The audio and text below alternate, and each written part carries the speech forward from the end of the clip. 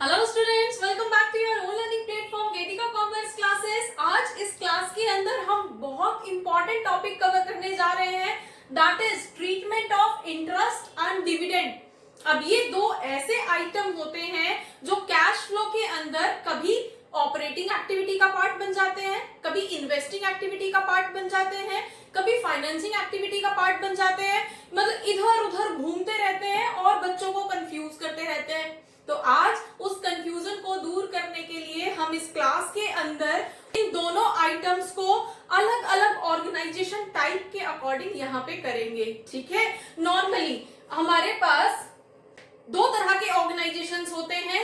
एक आपका financing organisation, financial like आपका बैंकिंग सेक्टर हो सकता है, बैंकिंग कंपनी हो सकती है, नॉन बैंकिंग कंपनी हो सकती है, और वो दूसरी कंपनीज जो फाइनेंस में ही डील करती हैं, बैंकिंग कंपनी की तरह डील करती हैं, वो उन कंपनीज को हम यहाँ पे फाइनेंशियल कंपनी बोलते हैं। ठीक है, दूसरी तरफ वो दूसरे इंटरप्राइजेस या वो दूसरे ऑर्गेनाइजेशन जो बैंकिंग कंपनी की तरह पैसे में डील नहीं करते हैं, वो प्रोडक्शन करते हैं और प्रोडक्शन ऑफ गुड्स या सर्विसेज वो प्रोवाइड करते हैं, उसके बदले में पैसा आता या जाता है। ठीक है, देन मतलब जो भी आपके पास यहाँ पे एग्जांपल्स या क्वेश्चंस के अंदर करने को दिया जाएगा वो 99% जो है वो अदर ऑर्गेनाइजेशंस ही होंगे। नॉर्मल ऑर्गेनाइजेशंस जो नॉर्मली मैन्युफैक्चरिंग करते हैं, सर्विस प्रोवाइड करते हैं और अपनी डिफरेंट एक्टिविटीज में डील करते हैं, और उस केस में वो कैश फ्लो स्टडी करते हैं कि उनका कैश स्टार्टिंग में क्या था और एंड में कितना है। ठीक है, कहां से उनका कैश आया और कहां कहां खर्च हुआ, किन किन एक्टिविटीज में खर्च हुआ। ठीक है, तो हम मेनली जो है इन इंटरप्राइजेस, नॉन फाइनेंशियल इंटरप्राइजेस को फोकस करके यहाँ पे क्वेश्चंस करेंगे। फाइन, चलिए अब हमारे पास मेनली इंटरेस्ट और डिविडेंड दो आइटम होते हैं जो रिसीव्ड भी हो सकते हैं और पेड भी हो सकते हैं। जैसे इंटरेस्ट अगर हमने कहीं इन्वेस्टमेंट की होगी, नॉर्मल ऑर्गेनाइजेशन की बात कर रहे हैं हम। ठीक है, अब ऑर्गेनाइजेशन ने कहीं पे इन्वेस्टमेंट की होगी, कहीं पे अपना एक्स्ट्रा पैसा जो एक्सेस मनी है वो इन्वेस्ट कर दिया होगा, तो वहां से उसे इंटरेस्ट मिल रहा होगा। फाइन, ठीक है, तो वो हमारी इन्वेस्टिंग एक्टिविटी का पार्ट हो गया। लेकिन अगर कंपनी ने इंटरेस्ट दिया है, अब कंपनी इंटरेस्ट पे कर रही है, तो कौन से अमाउंट पे इंटरेस्ट पे करेगी? जहां से कंपनी ने लोन लिया होगा, और लोन किस लिए होता है? अपने प्रोजेक्ट को, अपनी कंपनी को फाइनेंस करने के लिए। तो वही इंटरेस्ट हमारा फाइनेंसिंग एक्टिविटी हो जाता है। ठीक है, तब हम उसे फाइनेंसिंग एक्टिविटी के टाइम पे रजिस्टर करते हैं। ऐसे ही सेम डिविडेंड। अब डिविडेंड अगर हमने किसी दूसरी कंपनी के शेयर्स खरीदे हुए हैं, देन अगेन इन्वेस्टमेंट हो गई, और जब हमें डिविडेंड मिलेगा तो वो डिविडेंड हमारे लिए इन्वेस्टिंग एक्टिविटी का पार्ट हो जाएगा। लेकिन वही डिविडेंड जब हम पे करेंगे दूसरे लोगों को, तो डिविडेंड जब हम पे करेंगे तो किस लिए डिविडेंड पे करेंगे? शेयर्स पे ना, और उन लोगों को पे करेंगे जिन्होंने हमारी कंपनी के शेयर्स खरीदे हुए होंगे। तो इट मीन्स हमने जहां से कैपिटल रेज की है उन लोगों को हम डिविडेंड पे करेंगे, तो ये तो अगेन फाइनेंसिंग एक्टिविटी का पार्ट हो गया। तो उसी चीज को क्लासिफाई करने के लिए अब हम यहाँ पे स्टार्ट करते हैं। जैसे कि हमारा अगर नॉर्मल ऑर्गेनाइजेशन के लिए इंटरेस्ट पेड वर्ड है, तो इंटरेस्ट पे, जैसे हमने अभी डिस्कस किया, इंटरेस्ट किस लिए पे किया होगा आपने? किसी लोगों ने हमारी कंपनी के अंदर कुछ इन्वेस्टमेंट की होगी। कुछ इन्वेस्टमेंट मतलब हमने किसी से लोन लिया होगा, बैंक से लोन लिया होगा, किसी दूसरे बंदे से लोन लिया होगा, किसी दूसरी कंपनी से लोन लिया होगा। ठीक है, या डिबेंचर्स के नाम पे हमने पैसा कलेक्ट किया होगा, तो हमें इंटरेस्ट देना पड़ेगा। तो ये वो सारी चीजें होती हैं जो हमने अपने प्रोजेक्ट को फाइनेंस करने के लिए पैसा रेज किया था, उस पे अब हमें इंटरेस्ट देना पड़ रहा है। ठीक है, हमें इंटरेस्ट पे करना पड़ रहा है। किस पैसे पे? उस पैसे पे जो हमने अपने प्रोजेक्ट को या कंपनी को फाइनेंस करने के लिए लिया था। तो ये तो फाइनेंसिंग एक्टिविटी का पार्ट हो गया ना, तो ये हमारी फाइनेंसिंग एक्टिविटी बोली जाएगी नॉर्मल ऑर्गेनाइजेशन के अंदर। अगेन डिविडेंड पेड, तो डिविडेंड पेड भी तो मोर और लेस सेम ही है। अब किसी ने जब डिबेंचर खरीदे थे हमारी कंपनी के, तो हमने उसको इंटरेस्ट पे किया था फाइनेंसिंग एक्टिविटी के अंदर। अब किसी ने अगर हमारी कंपनी के शेयर खरीदे हैं, तो शेयर भी तो हमने अपने प्रोजेक्ट को फाइनेंस करने के लिए इशू किए थे, तो अगेन फाइनेंसिंग एक्टिविटी हो गई, फाइन। तो ये दोनों ही एक्टिविटीज हमारे नॉर्मल ऑर्गेनाइजेशन के लिए फाइनेंसिंग एक्टिविटी का पार्ट होता है, और हम यहाँ पे कर रहे हैं, इंटरेस्ट भी पे कर रहे हैं, डिविडेंड भी पे कर रहे हैं, तो ये तो हमारा एक्सपेंस है ना। तो इसका ट्रीटमेंट कैसे होगा? जब हम ऑपरेटिंग एक्टिविटीज कैलकुलेट करेंगे तो ये दोनों हमारे नॉन ऑपरेटिंग एक्सपेंस हैं। अब नॉन ऑपरेटिंग एक्सपेंसेस हैं तो हम नेट प्रॉफिट के अंदर इन दोनों को प्लस कर देंगे। एक्सपेंस है ना, तो अगेन हमारे पास दो जगह इनका ट्रीटमेंट होगा। फर्स्ट ट्रीटमेंट क्या रहेगा? जब हम नेट प्रॉफिट या ऑपरेटिंग एक्टिविटीज कैलकुलेट कर रहे होंगे तो वहां पे नेट प्रॉफिट के बाद में हमें कुछ नॉन कैश और नॉन ऑपरेटिंग एक्सपेंसेस को प्लस करना होता है। तो ये क्या है? नॉन ऑपरेटिंग एक्सपेंसेस है ना, तो इनको तो हम वापस प्लस कर देंगे। नॉन ऑपरेटिंग एक्सपेंसेस हैं, प्लस कर देंगे, ठीक है। सेकेंड ट्रीटमेंट क्या होगा? कहां पे शो किए जाएंगे ये? अब फाइनेंसिंग एक्टिविटी के पार्ट है ना, और फाइनेंसिंग एक्टिविटी के एक्सपेंस है, तो वहां पे फाइनेंसिंग एक्टिविटी के अंदर कैश का आउटफ्लो शो होगा। कैश आउटफ्लो होगा, और कैश आउटफ्लो का मतलब है यहां पे हम इसको माइनस करेंगे। जब फाइनेंसिंग एक्टिविटी का कैश फ्लो कैलकुलेट करेंगे तो वहां पे इन आइटम्स को माइनस कर। क्लियर हुआ? अब अगेन हम कोई भी एक्टिविटी कर रहे हैं, कोई भी किसी भी फॉर्म में कैश इनफ्लो आउटफ्लो हो रहा है, तो उस केस में स्पेशली जब हम इंटरेस्ट और डिविडेंड कर रहे हैं तो एक बार तो ये दोनों ही आइटम हमें ऑपरेटिंग एक्टिविटी कैलकुलेट करते टाइम एडजस्ट करने पड़ते हैं। एक्सपेंस है तो नॉन ऑपरेटिंग एक्सपेंस है तो प्रॉफिट के अंदर प्लस कर देते हैं, और नॉन ऑपरेटिंग इनकम है तो माइनस कर देते हैं, ठीक है। तो वहां से तो हमारे पास ऑपरेटिंग एक्टिविटी का आंसर आता है। देन अब ये फाइनेंसिंग एक्टिविटी से रिलेटेड है, तो दूसरा फिर फाइनेंसिंग एक्टिविटी में एक्सपेंस है तो माइनस करेंगे, और अगर इनकम होती तो प्लस कर देते। चलिए नेक्स्ट अब हमारे पास आता है इंटरेस्ट रिसीव्ड। इंटरेस्ट रिसीव्ड, अब इंटरेस्ट हमें रिसीव हो रहा है, कहां से रिसीव होगा? हमने कहीं पे अपना एक्स्ट्रा पैसा इन्वेस्ट कर रखा होगा, अभी एक्स्ट्रा पड़ा हुआ था, अब इतने दिन तक हमारे ड्रॉर में पड़ा रहेगा, वेस्टेज है ना। अब बिजनेस का तो रूल होता है कोई भी एक सिंगल पैसा हमारा वेस्ट नहीं होना चाहिए। अगर पैसा फ्री है तो उसको वापस मनी मार्केट इंस्ट्रूमेंट या लॉन्ग टर्म इंस्ट्रूमेंट जैसी भी रिक्वायरमेंट है अकॉर्डिंगली इन्वेस्ट कर देना चाहिए, जिससे कि वो पैसा भी हमारे लिए वर्क करे। सेम यहाँ पे अब हमारे पास जो भी एक्स्ट्रा पैसा था हमने इन्वेस्ट कर दिया किसी दूसरी कंपनी के, XYZ किसी भी दूसरी कंपनी में लोन देके या किसी को XYZ किसी भी पॉलिसी के अंदर, फाइन। अब हमारे पास यहाँ पे इंटरेस्ट रिसीव हो रहा है, इनकम है, कौन सी वाली इनकम है? इन्वेस्टिंग एक्टिविटीज के थ्रू इन्वेस्ट किया ना हमने, उसके थ्रू हमें इनकम हुई है, ठीक है। तो ये हमारे लिए क्या हो जाएगी? इन्वेस्टिंग एक्टिविटी, और इन्वेस्टिंग एक्टिविटी में कैश इनफ्लो है तो कैश हमें मिल रहा है, तो यहाँ पे हम कैश इनफ्लो की बात कर रहे हैं। डन। सेम केस हमारे पास यहां भी हो जाएगा। अब यहां पे क्या है? डिविडेंड रिसीव हो रहा है। अब डिविडेंड रिसीव किस लिए होगा? हमने किसी कंपनी के शेयर खरीद रखे होंगे, है ना। अब शेयर खरीदे हुए हैं, उन पे अब हमें डिविडेंड मिला है, अगेन कैश इनफ्लो हो रहा है, और अगेन इन्वेस्टिंग एक्टिविटी का पार्ट है। तो ये दोनों ही एक्टिविटीज जो हैं हमारी इन्वेस्टिंग एक्टिविटीज हो जाएंगी, और कैश इनफ्लो होगा। डन। अब कैश इनफ्लो होगा तो अब इनको कहां कहां शो करेंगे? अगेन दो जगह हम यहाँ पे शो करेंगे। कहां कहां पे? एक तो ऑपरेटिंग एक्टिविटी से कैश फ्लो कैलकुलेट करते टाइम नेट प्रॉफिट में जो भी हमारी नॉन ऑपरेटिंग इनकम, अब ये इन्वेस्टिंग एक्टिविटी है तो ऑपरेटिंग तो नहीं है ना, ऑपरेटिंग एक्टिविटी तो नहीं है, तो नॉन ऑपरेटिंग एक्टिविटी हुई।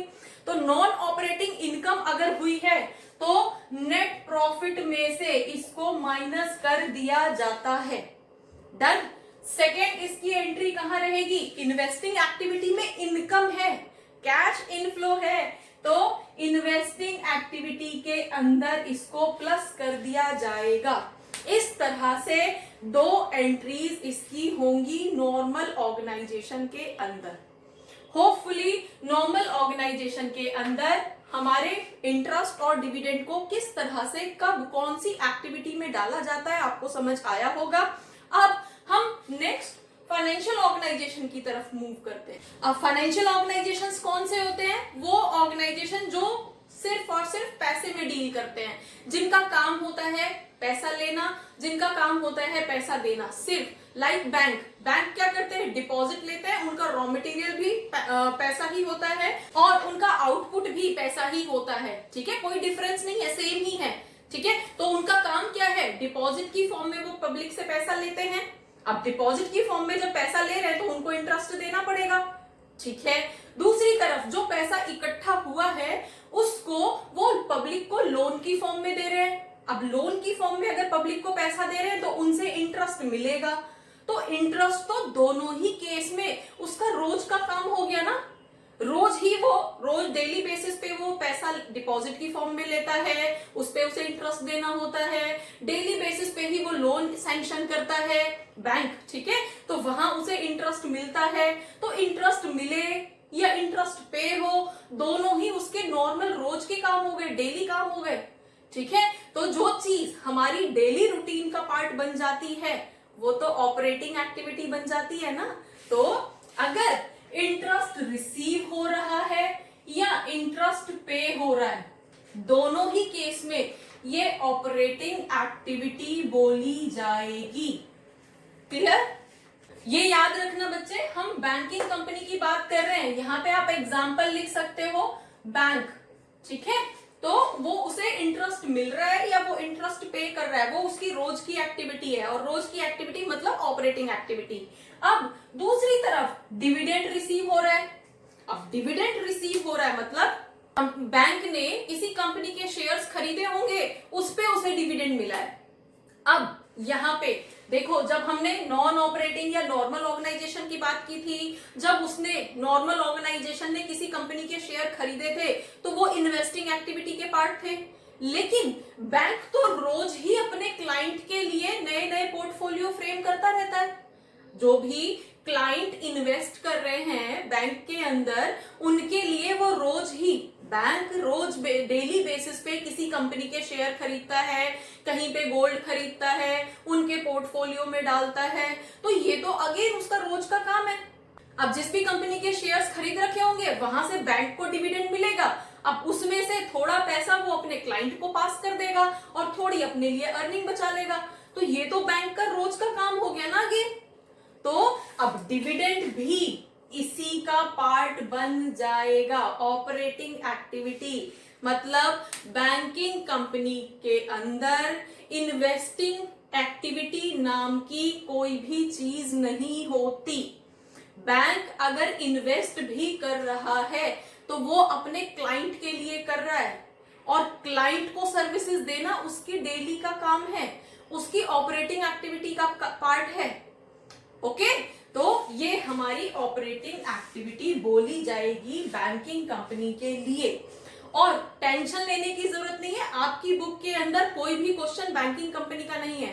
ज्यादातर जो क्वेश्चंस हैं वो नॉन बैंकिंग कंपनी के हैं, नॉर्मल ऑर्गेनाइजेशंस के हैं, तो आपको मेनली यहाँ पे ज्यादा फोकस करना है, ठीक है। देन अब यहाँ पे अगर ऑपरेटिंग एक्टिविटी होगा तो उसका ट्रीटमेंट क्या होगा। ऑपरेटिंग एक्टिविटी से कैश इनफ्लो या आउटफ्लो हो रहा है, तो हमें नेट प्रॉफिट या ऑपरेटिंग एक्टिविटी से होने वाले कैश फ्लो के अंदर कोई स्पेशल एडजस्टमेंट करने की जरूरत नहीं है। हाँ, अगर नॉन ऑपरेटिंग एक्सपेंस या नॉन ऑपरेटिंग इनकम होता तो एडजस्ट करने की जरूरत पड़ती। तो हमारे पास नेट प्रॉफिट कैलकुलेट करते टाइम या ऑपरेटिंग एक्टिविटीज का कैश फ्लो कैलकुलेट करते टाइम कोई भी एंट्री करने की जरूरत नहीं है। डन। जब ये ऑपरेटिंग एक्टिविटी के ही पार्ट है, बैंकिंग कंपनी के लिए इंटरेस्ट रिसीव हुआ है, इंटरेस्ट पे हुआ है, डिविडेंड रिसीव हुआ है, ये उसके डेली ऑपरेशंस हैं। तो ऑपरेटिंग एक्टिविटी से होने वाले कैश इनफ्लो या कैश आउटफ्लो को तो हमें कहीं रिकॉर्ड करने की जरूरत ही नहीं होती है ना, वो तो हमारा नेट प्रॉफिट में ऑलरेडी इंक्लूडेड होता है।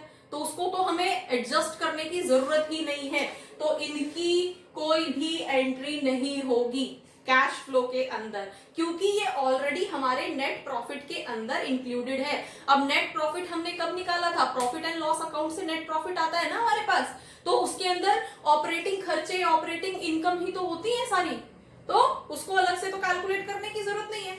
डन। नेक्स्ट, अब अगर बैंकिंग कंपनी ने डिविडेंड पे किया है, तो डिविडेंड पे किया है तो बैंकिंग कंपनी शेयर्स तो इशू करती है ना। अब बैंक के शेयर्स इशू हुए हैं, पब्लिक ने खरीदे हैं, पब्लिक ने इन्वेस्ट किया है। अगेन किस लिए बैंक ने इशू किए होंगे, अपनी नई ब्रांच ओपन करने के लिए, अपने नए प्रोजेक्ट को ओपन करने के लिए, तो ये तो उनकी फाइनेंसिंग एक्टिविटी का पार्ट हो गया ना।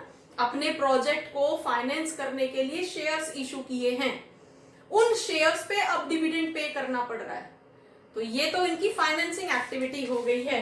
तो फाइनेंसिंग एक्टिविटी को तो वैसे ही ट्रीट करेंगे जैसे हम नॉर्मली करते हैं। कैसे करेंगे, नेट प्रॉफिट के टाइम पे जब हम ऑपरेटिंग एक्टिविटी कैलकुलेट कर रहे हैं, तो वहां पे क्योंकि ये एक्सपेंस है, डिविडेंड पे हो रहा है, तो एक्सपेंस है, इसलिए नॉन ऑपरेटिंग एक्सपेंस के नाम पे नेट प्रॉफिट में प्लस कर देंगे। ठीक है, तो हमारा ऑपरेटिंग एक्टिविटी का कैश आ जाएगा, एंड फाइनेंसिंग एक्टिविटी के अंदर एक्सपेंस है इसलिए माइनस कर देंगे। तो ये हमारा नॉर्मल ट्रीटमेंट, जैसे हमने यहाँ पे फाइनेंसिंग एक्टिविटीज को ट्रीट किया था वैसे हमने यहाँ पे कर दिया। Clear? बच्चे, I am saying again and again, you need not to focus that much on this part. Financial organization, you need not to focus upon. The only thing you have to focus on other enterprises or normal organizations, non-financial organizations. ठीक है, उन organisation के लिए ये चारों ही activities different activity का part बन जाती हैं। और ध्यान देना, यहाँ पे कोई भी एक्टिविटी नॉर्मल ऑर्गेनाइजेशन के अंदर अगर इंटरेस्ट मिला है या इंटरेस्ट पे हुआ है, सेम डिविडेंड मिला है या डिविडेंड पे हुआ है, कोई भी चीज ऑपरेटिंग एक्टिविटी का पार्ट नहीं है, दोनों ही या तो फाइनेंसिंग एक्टिविटी का पार्ट है। इंटरेस्ट या डिविडेंड अगर पे किया है तो वो उनकी फाइनेंसिंग एक्टिविटी का पार्ट है, और इंटरेस्ट या डिविडेंड अगर रिसीव हुआ है तो वो इन्वेस्टिंग एक्टिविटी का पार्ट है। ऑपरेटिंग एक्टिविटी यहाँ पे नहीं है। ठीक है, ऑपरेटिंग एक्टिविटी फाइनेंसिंग कंपनी के अंदर होती है। तो होपफुली आपको समझ आया होगा कि हमें अपने कैश फ्लो स्टेटमेंट के क्वेश्चन में इंटरेस्ट और डिविडेंड को कहां पे किस तरह से ट्रीट करना है। दो जगह एंट्री करनी है, पेमेंट की किस तरह से, और अगर रिसीव हुआ है तो किस तरह से। होपफुली आपको समझ आया होगा। For more keep watching, keep learning. Thank you.